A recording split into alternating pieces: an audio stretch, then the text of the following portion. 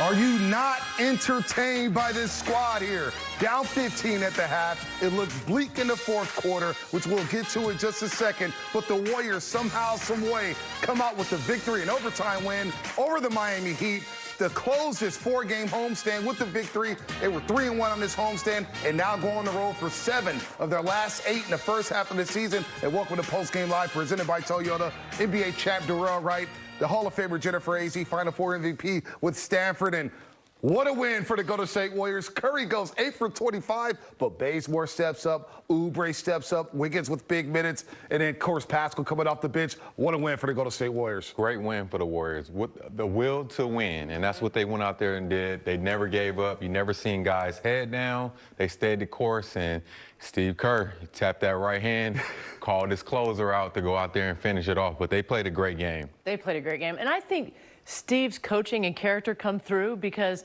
you know, Bazemore in his interview is talking about how Steve kept them positive. And that's just his nature. That's Steph's nature. They just go, and they keep going. And tonight was amazing. I don't think I've seen a game like this in a long time. Maybe the best win of the season when you consider right before tip-off, we got news that Draymond Green was scratched with right ankle soreness, and everybody's thinking, how are the Warriors going to do this? And it started off ugly, but they hung in, and then crunch time came around, and the Warriors made some winning plays there, closing the fourth quarter with a 20-6 run. And you see Steph Curry here with the ball getting doubled to Darrell. They just started swinging the ball, and Bazemore, Pascal, going to the cup here and finishing strong. Finishing strong. The ball movement was there all night. You know, they missed a few shots, you know, a bunch of threes that I know a lot of those guys won back. But how they closed this game, getting offensive rebounds, moving the ball, going up strong, and ones, man, they did it all. Yeah, I mean, they were moving the ball, like you said, in the first half. Shots weren't falling, but they were more aggressive, especially towards the end of the fourth quarter and then into overtime. You know, there was nothing to stop. Bazemore was like a freight train on the offensive board. And that's an area I think the team's been a little bit weak this season, so that was nice to see. And you see Bazemore there with the drive there, 8 rebounds, Jennifer, 23 points, 23 big points for Kent Bazemore. You see it again, Darrell. He's attacks none here, goes up with his left off the backboard. Nice little soft touch there to tie the game in the fourth quarter. And what a moment for the Golden State Warriors for this team without Looney, without Wiseman. As we just mentioned here, Draymond scratched right before the game. Their facilitator, their leader here, and they go to overtime. And let's check out the overtime stats because they were pretty. It was nip it tuck. Nobody could make a basket. And then next thing you know, Bazemore starts it off here, Darrell, with the bucket. Yeah, he got it going. But this didn't start in overtime. Baze came out tonight, and he played well from as soon as he got in that game. So this was that carryover from the first half. He saw he had a mismatch every time, you know, with the Robinson and Hero on him, and he took advantage of it. And he made some big-time plays for this team tonight and gave this team a chance to win. And then Curry woke up, Jennifer. He did wake up. And, you know, you kind of were waiting all game for it, right? Like, he can't miss this many shots this many times in a row, and you know he's playing to win. So he's going to forget about those misses, play to win, do what it takes. Great pass for that 3 by Wiggins, too. So he did anything he needed to win. No doubt. And then, of course, Curry here to cap it off here. Warriors up 3. They need a bucket. He just goes with the step back. Ooh. Oh, come here, none. Dance with me here on the three-point line. Nothing but splash. And Darrell called it. He said, watch, step back, step back. Yes, I call game, baby. Yeah. Call game. That was the dagger right there. That was his dagger. And Zaza, his former teammate here, it's not about how you start. It's about how you finish it. Steph Curry finishes it with a bang there. Look, overall, 8 for 25, 5 for 20 from the three-point line. Couldn't buy a bucket, but next thing you know, he does score over 20 points and has the 11 assists. So he stuck with it. And you knew, Jennifer, it was just a matter of time as Darrell called it. Well, it was a matter of time. And also, it was nice seeing 4 players have over 20 points. So, you know, maybe Steph had a little bit of for him, not a great night, but, you know, the rest of the team really stepped up. And it's all about how you finish the game. You know, shoot or shoot. That's what they say. Yep. Shoot or shoot, baby. You know what I mean? And Steph, you know, him having that type of mindset of next play, and having that short-term memory, I wasn't surprised at all when he hit that dagger. But, you know, his teammates, they kept him in the game. They kept him motivated, like we heard Bazemore say at the end, and he finished the game for him. And, Jennifer, as you mentioned, 4 players had over 20 points tonight for the Golden State Warriors. First time that's happened since 2016. Back in November of 2016 against the Lakers, Curry, Kevin Durant, Klay Thompson, and an old friend of ours, Ian Clark, with 21 in that game. So the Warriors making a bit of history here. Let's talk about Steph Curry, though. Let's discuss his game tonight because the Heat were all over him, and we know the rapport he has with Draymond Green. Draymond Green with 9 assists to Steph Curry last time out against the Cleveland Cavaliers on Monday night, and it started ugly here. But he's kept with it, like you said, Darrell, and he got to the cup early. You mentioned this at halftime. He got an easy basket before the half and got to the cup. And yes, the struggles were still there, but he had great looks, and he finally got going there in overtime. Yeah, he finally got it going. I think some of those shots in the beginning, in that first half, were some tough ones. He did have some open shots. I know he wants back. You know, those 2 shots in the corner, he was wide open and he missed. But, you know, will to win, you know, being a great player, find a way. Find a way. Find a way, and I still think he misses Green out there because they got into such a good rhythm together. That was part of his scoring. So for him to actually, as the game went on, get better and hit the game winner is impressive. And we see Aisha Curry. Hey, no. Dagger! Dagger, baby, it's over. That's what you saw in overtime there again. The last 3 buckets there for the Warriors, a Curry 3, Wiggins 3 in the corner, set up on a Curry pass there to a wide open Wiggins, and then the dagger, as Aisha says. But look, she got a lot of, Steph Curry, got a lot of help from his boy, his Under Armour partner, Kent Bazemore, or as the fans say here out here in the Bay Area, Bay's God. Look, as you mentioned, Darrell, he had energy in the first half with 10 points, kept them afloat, kept them stabilized, and then in overtime in the fourth quarter, he just started getting buckets, going to the rack, 26 points tonight, 8 rebounds, 3 steals, and 3 assists. Bazemore was everywhere. He was everywhere. He was the game changer tonight. He was aggressive. He got in the paint. He found guys around the perimeter, and he rebounded. Those 8 rebounds was big time because he got on the offensive glass as well. Huge game, obviously, for him. And I liked what he said about him and Steph working out together and him taking on that mindset of positivity because he has struggled a little bit this season.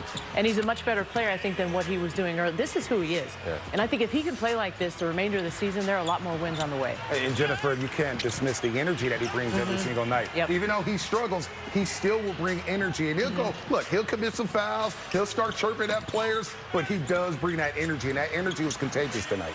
Absolutely. And once one player has that, and then another one gets it, one hits a shot, another, it's contagious. And everybody started to play with that type of mindset and energy, especially in the overtime. Darrell, they've had some great wins this season, beating the Lakers down at Staples Center, coming back against the LA Clippers. We know about the Blazers game when Curry dropped the 60-burger. Is this right here the best win of the season when you consider all the injuries they had? I got to get us the #1 spot. Yeah. Just the will to win. You know, I said that already, but having Draymond, your defensive anchor, your leader on defense, and your facilitator, you know, averaging, 14 assists the last 5 games and just doing a great all-around job. This was a big-time win for them, and I hope they just build on this one and try to rack up more wins. And here's Draymond Green waiting for his teammates here. After that big-time win, Draymond, of course, out. He got the scratch right before tip-off here with right ankle soreness, greeting Kent Bazemore and Steph Curry back there. Look at Raymond Ritter. Hey, Raymond, what's up? What's up, Raymond? Shout out Raymond Ritter, their PR director. But they need Draymond. They need Wiseman. We heard the news earlier today that Wiseman may be back on Friday. Looney's around the corner here.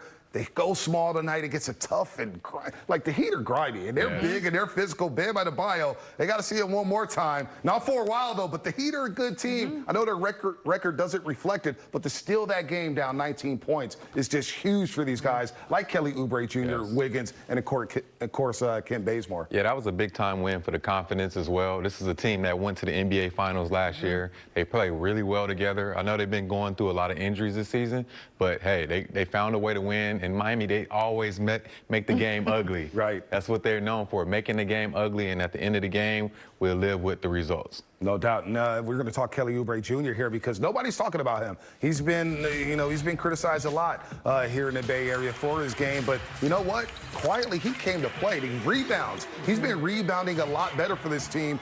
And the 23 points, 9 to 15. I know he missed the last shot there before regulation. But 4 threes tonight. And he kept the Warriors in the basketball game. A quietly effective game here, Jennifer. He did, and I think he's really coming into his own here. I think he's finding his rhythm, his place, feeling the chemistry, and that's hard to do, too, with so many players out. I mean, imagine if Chris is back also, and Looney, and Wiseman, and the rest of the team. I mean, this is going to be a pretty tough team I think, this season still. For sure. Kelly Oubre Jr. adjusting here, as Jennifer said. He's going to the cup. He's starting to make the threes, and he's not looking down at the three-point line anymore. He's got that out of his repertoire here, Darrell. Yeah, he's just letting it fly. He's playing a great game, great few games. And the one thing I've always respected about Kelly, makes and misses don't affect him on the defensive end. He stays the course.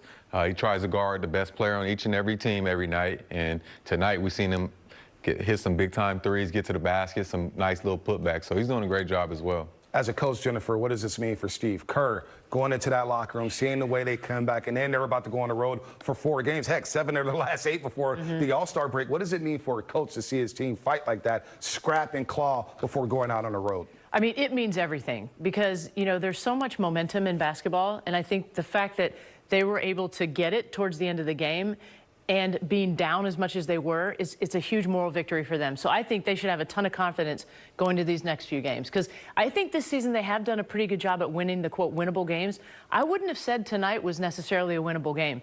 To your point, the Heat had been in the Eastern Conference Finals, champions last year. This is a good Heat team, so big win tonight.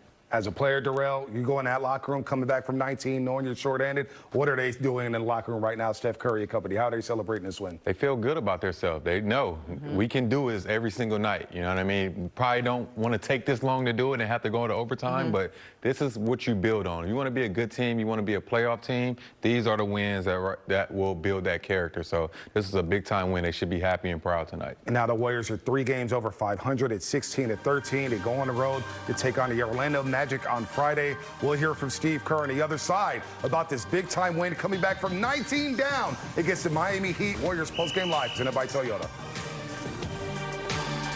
Warriors postgame live is presented as they head out on the road after wrapping up a 3-1 homestand. Let's hear from the head coach of the Warriors, Steve Kerr, on tonight's huge comeback victory.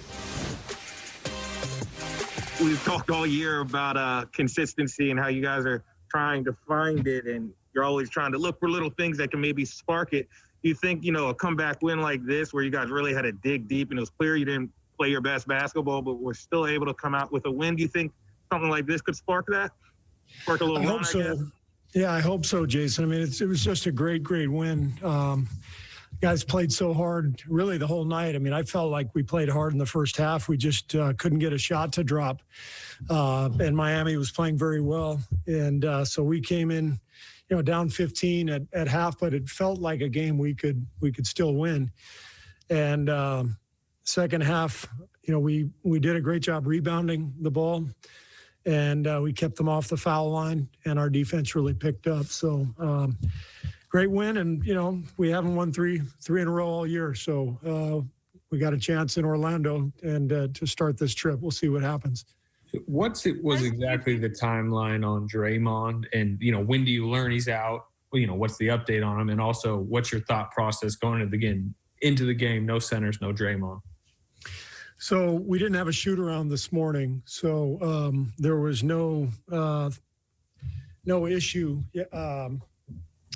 you know, this morning. So we didn't find anything out until pregame, and he had a sore ankle. It was bothering him when he was running. So he went through a series of warm-ups in the weight room, and then he went out. I believe he went out and warmed up on the court with his teammates. And I told him, don't be a hero if it's hurting you. Sit it out. Let's get you right so you don't end up missing 4 or 5 games. And I think he was very honest with himself and with us, and he came back in. He said, I probably shouldn't go. And you know Draymond, I mean, he's as tough as anybody. So it was the right call. Because we didn't have a shoot around, it just caught everybody off guard. And so we literally made the decision to start Mike Mulder with 5 minutes on the game clock and before the game began. Hi, Steve. Janie McCauley from AP. That last stretch in regulation where both Pascal had back-to-back baskets and then Bazemore starts coming through, it seems like that kind of got Steph going too. And how important was that sequence to get you guys into overtime and sort of take the momentum back? Yeah, it was just a great comeback. You know, Baze was fantastic, as was Eric. And The Jayhawks were great tonight. Kelly and Andrew both had big nights, hit big shots, and but the last few minutes of the fourth, we were just scrambling out there, and I thought Bays kind of led the charge. He really made some huge plays for us and kept us in it, and then of course Steph. This is so typical of Steph. He's just the kind of player and the kind of person who can be in the midst of one of his worst shooting nights of the year and still hit 3 enormous shots to help us win the game. So really an amazing team win and a lot of fun. Steve, what is it about Steph's personality that allows that for him to shoot and shoot and shoot and miss and miss and miss and then still be able to turn around when you all need him the most? I just think he hasn't just built up his body and his skill over the years. I think he's built up his mind, and he's so strong-willed that he doesn't let things bother him, and he knows that the law of averages are going to play out. He has so much belief in his shot that he's going to keep shooting. It's the same reason he shoots 3/4 court shots when there's still time on the clock. He doesn't care about the percentage. He actually believes that's a shot he can make, so he takes it. And same thing applies when he's in the midst of a tough night. He always believes the next one is going in. He's got an incredibly powerful belief in himself. What's the experience been like coaching Kent Bazemore this year? I believe in preseason you said he's kind of like the wild card. He can make a few good plays, a few bad plays. What's it like as a coach over there kind of watching that? Yeah, Bays is great. I mean, he's frenetic out there. He plays with great energy. He's kind of all over the map. He has his moments where he makes plays that where he gets out of control, and but he also makes really athletic, powerful moves to the rim, and steals and fast break layups and dunks, and so he's the kind of player who makes an impact. He's just going to come out there and make a difference. And tonight, I thought he was the difference. Frankly, his play in the second half really was the key. Steve, a couple of questions. Just to be clear, Draymond Green, you expect him to play Friday? I do. Yeah, part of the reason to hold him out was so he didn't aggravate it, and we got a couple of days, and so I expect him to, but we'll see. And then what do you think was the difference on the boards between the first half and the second half? I think just energy. I think we started to force some misses. They shot about 55% in the first half, and so there weren't a lot of rebounds to be had. But we've started forcing some misses, and I think that last group, it's a very athletic group that was on the floor together with Eric, Bays, Kelly, and Wiggs, and we know Steph's a great rebounder. So it was just they were quick to the ball, and they were energetic, and they were battling. Hey, Steve, you went with Pascal there. I think the entire fourth and the entire overtime, you've been going back to Juan. What was the choice there, and what did you think you got out of him? Well, Eric was just playing well, and we were playing well. So, we briefly thought about taking him out to start the overtime just because Eric hasn't played, a stretch like that all season. I think, he played 17 straight minutes, if I'm not mistaken, or more. I think he came in late third, so he played about 20 straight minutes. And this is a guy who hasn't played a ton of minutes. So we were a little concerned about his conditioning, but I checked in with him a couple times. He said he was fine, and he was playing so well that we just kept him out there. Steve, when you I guess analyze Pascal, I guess how he seems to sometimes settle for the jumper a lot, and sometimes he plays a bit of bully ball. I guess what's the difference between the two, and are you guys telling him when to do one or the other? I think it's just a matter of him, figuring out the league and finding his game. He's played 5 for us this year, almost solely as a 5. And, you know, he didn't play center in college, and it's a different role. And we actually run a lot of stuff through him because he's so powerful and athletic. What I really like is that he's become really proficient at finding open guys on the perimeter, you know, the drive and kick stuff, catching it in the pocket and moving it onto the weak side. Those are great plays. And he had several of those tonight, and he's had a lot of them lately. He's really locked in on passing the ball because he draws a lot of attention going to the rim. Hi, Steve. How's the head coach of the Warriors, Steve Kerr there, and the Miami Heat Twitter account. Curry chicken alert. Talking that talk. And the tweet has since been deleted. Well, you probably should wait till after the game to start tweeting things like that. I mean, I've learned my lesson before. I've been on Old Takes Exposed for tweeting some things prematurely, but Miami Heat, got to learn your lesson there. You can't be chicken. This guy's a 2-time MVP, a 3-time champ, Darrell. That's called jumping the gun.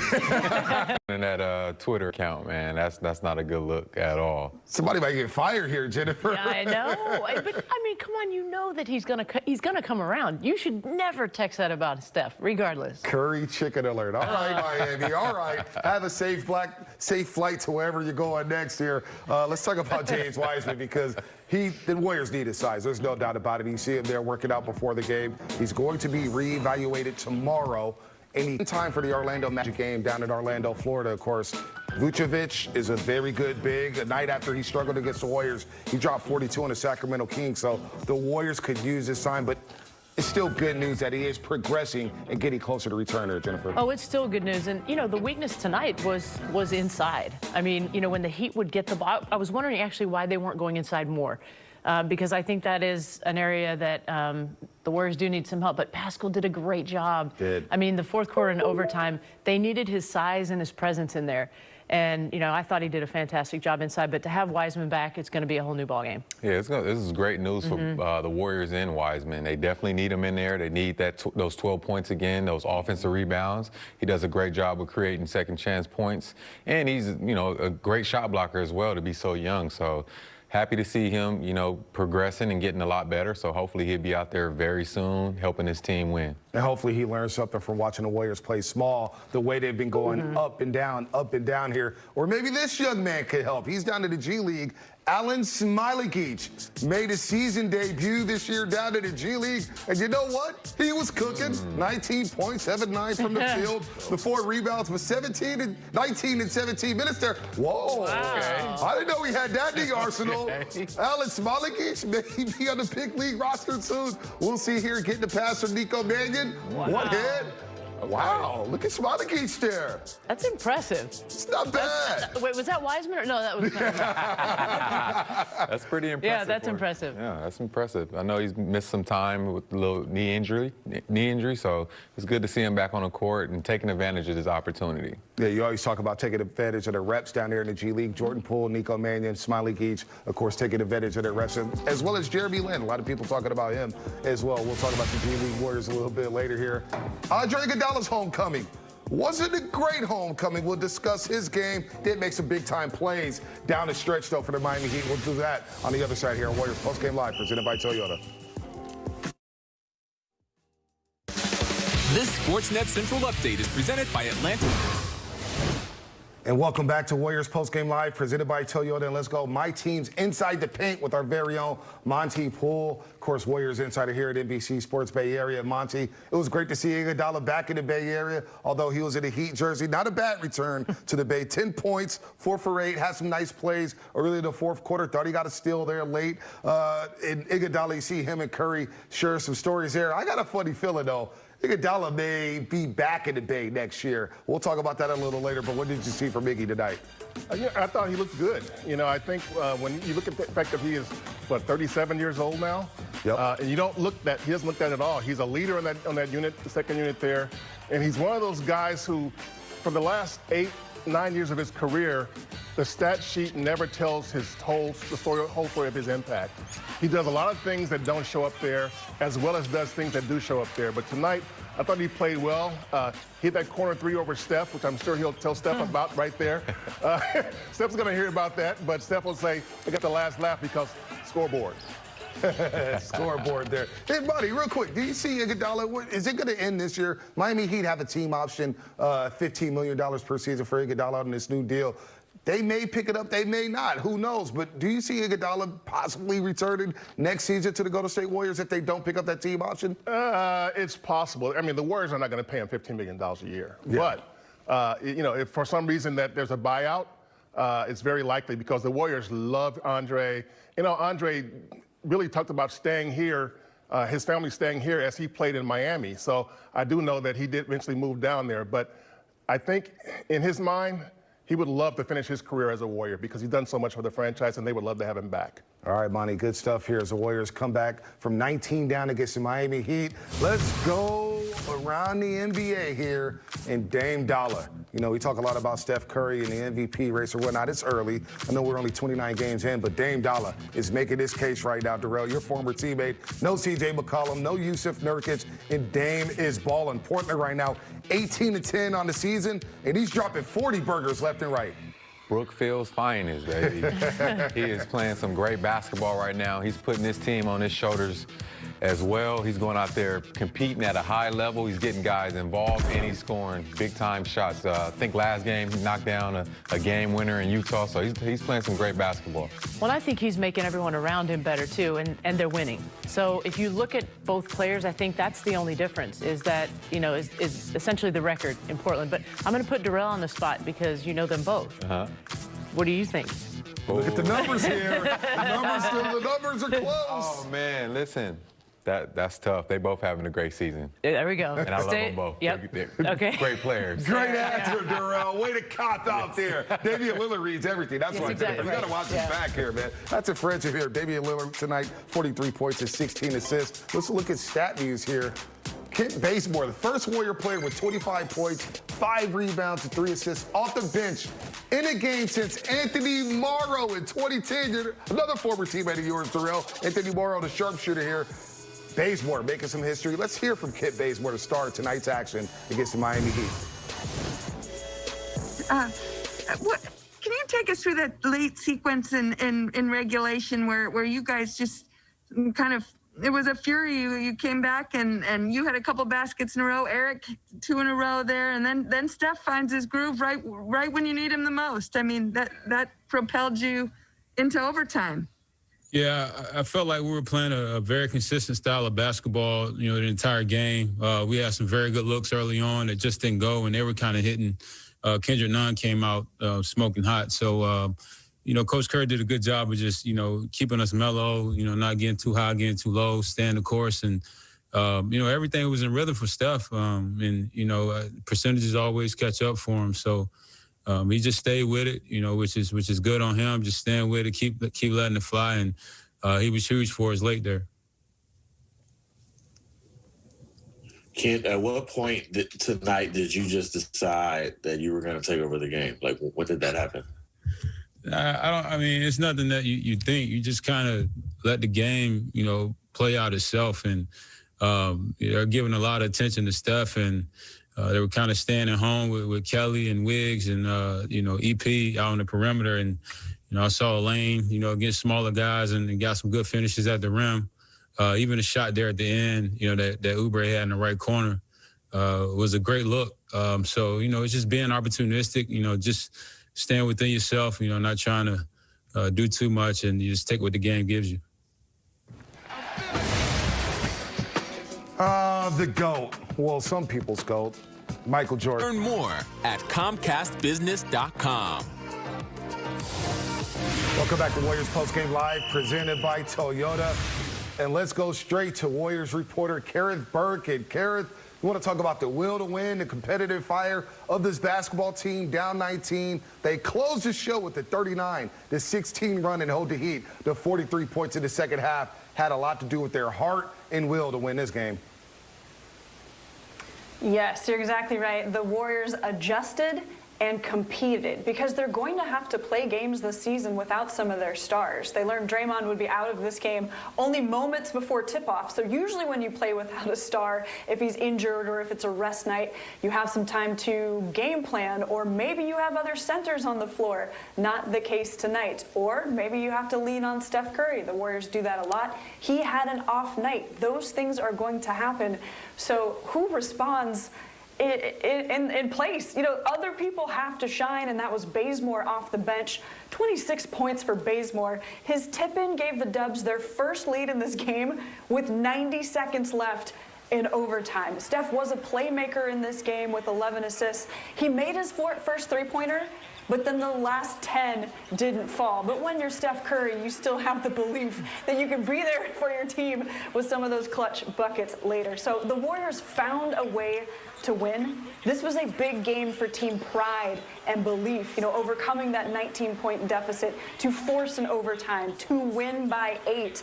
Steve Kerr said he might tuck this game in his back pocket, like, hey guys, look what happens when you rebound and don't foul. But a game like this goes really far, and a game like this might be suitable for a playoff team. Bonte, what do you think? You guaranteeing something, Gareth? Don't you do it. Gareth, go on the road for 7 of their last 8. Let's see where they're at the break. But I'm with you, Karen. I'm with you there. I think she's got a point there. Healthy it's team. Encouraging, Bonte. I'm with you, Karen. All right. We're going to celebrate MJ here. We got A to Z coming up. We'll talk about this upcoming road trip. We keep talking about a 4-game road trip. They come back home for a game. They go back on the road for 3 more. Let's look ahead to that right here on Warriors PostGame Live. I've been waiting on this all night long from A to Z with Jennifer Azzi, her own segment here. We're going to just roll the wheel and pick a letter. And tonight's letter is M. M. Why is it M? Because of Michael Jordan's birthday. Shout out, Mike. I had to rock the kids today, the Carmen Sixes. All right, and of course, we'll talk about Macklin in just a second. Now let's look at the wall here. We look at trick shots here, Jennifer. Take it away. Well, one of the best players of all time, as we know, and could finish in every single way possible. To the rim, from 3, pull up, you name it. He's a scorer. He can shoot from anywhere. Darrell? My GOAT. Your GOAT. This is somebody that made me fall in love with the game of basketball, watching as a young kid those Chicago series. So one of my all-time favorite players. Without a question. Yeah. 6-time champion, 6-time finals MVP, no doubt about it. But I'm looking at this other M letter, and it's for young Macklin, Jennifer. Macklin's got some game. Happy birthday. Happy birthday. It's birthday Macklin today. Nice. Still hitting from out in Palm Tree, 20 feet away. Hey. Working on filling the shoes of maybe some Jordans. That's right.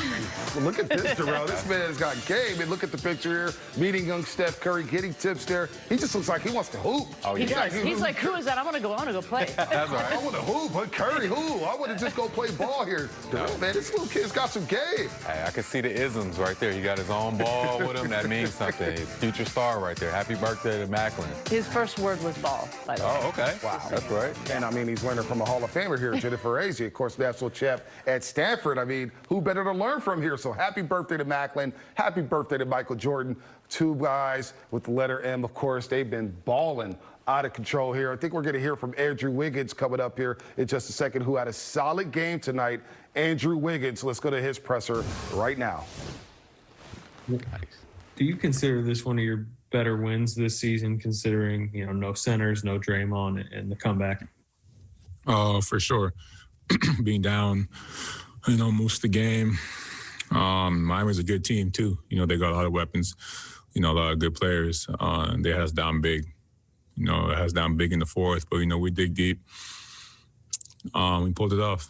So it was definitely one of our better wins.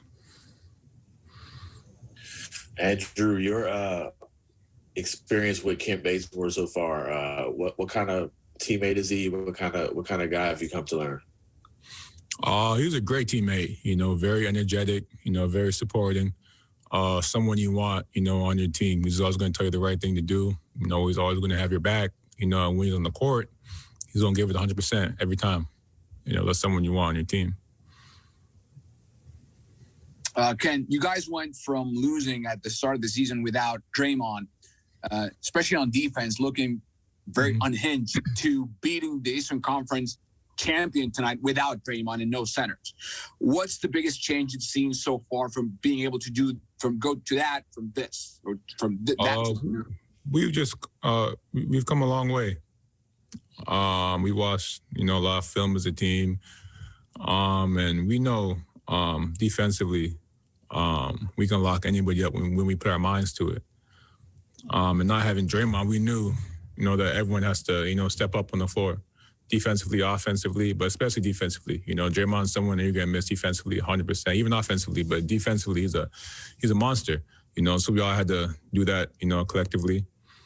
All right, let's look at a tweet from Drew Shirley here, Steve Kerr. The Kansas Jayhawks were great tonight. Kelly Oubre Jr. and Andrew Wiggins were great, both hitting big shots. Of course, Wiggins with the big shots in overtime. But let's send it over to the Warriors Outsiders, presented by FitAid. Grant Liffman, Drew Schiller. Is this the best win of the season? I'm sure.